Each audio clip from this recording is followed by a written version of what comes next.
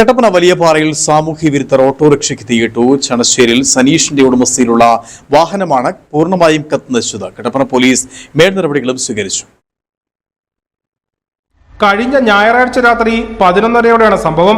വീടിന് പുറത്ത് വലിയ തോതിൽ വെളിച്ചം കണ്ടതിനെ തുടർന്ന് സനീഷും ഭാര്യയും പുറത്തിറങ്ങി നോക്കിയപ്പോഴാണ് ഓട്ടോറിക്ഷ കത്തുന്നത് കണ്ടത്. പരിസരവാസികളുടെ സഹായത്തോടെ തീ അണയ്ക്കുകയായിരുന്നു. വാഹനം പൂർണ്ണമായും കത്തിയ നിലയിലാണ്. വാഹനത്തിലുണ്ടായിരുന്ന 5000 രൂപയും ATM കാർഡ് അടക്കമുള്ള രേഖകളും കത്തി നശിച്ചു.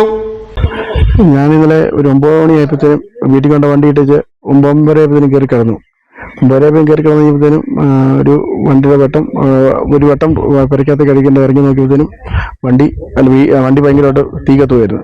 പിന്നെ നാട്ടുകാരെല്ലാം കൂടി ഞങ്ങളെല്ലാം അതിലേക്കൊന്ന് വെള്ളം എടുത്ത് ഒഴിച്ച് കെടുത്തുകയായിരുന്നു. ഇത് ഷോർട്ടാകാൻ ചാൻസ് ഇല്ല. ഇതെന്തോ മനഃപൂർവ്വം ചെയ്തതെന്നാണ് എൻ്റെ വിശ്വാസം. 10 വർഷമായി ഓട്ടോറിക്ഷ ഓടിച്ച് ഉപജീവനം മാർഗം നടത്തുന്ന ആളാണ് സനീഷ്. കട്ടപ്പന പോലീസ് അന്വേഷണം ഊർജിതമാക്കിയിരിക്കുകയാണ്. വാഹനം നശിപ്പിച്ചവർക്ക് കർശന നടപടി സ്വീകരിക്കണമെന്നാണ് പ്രദേശവാസികൾ ആവശ്യപ്പെടുന്നത്. സനീഷിന്റെ കുടുംബത്തിന്റെ ഉപജീവന മാർഗമായ വാഹനം നഷ്ടമായതോടെ മുന്നോട്ടുള്ള ഉപജീവന മാർഗം ചോദ്യചിഹ്നമായി നിൽക്കുകയുമാണ്. Idukki vision news, Kattappana.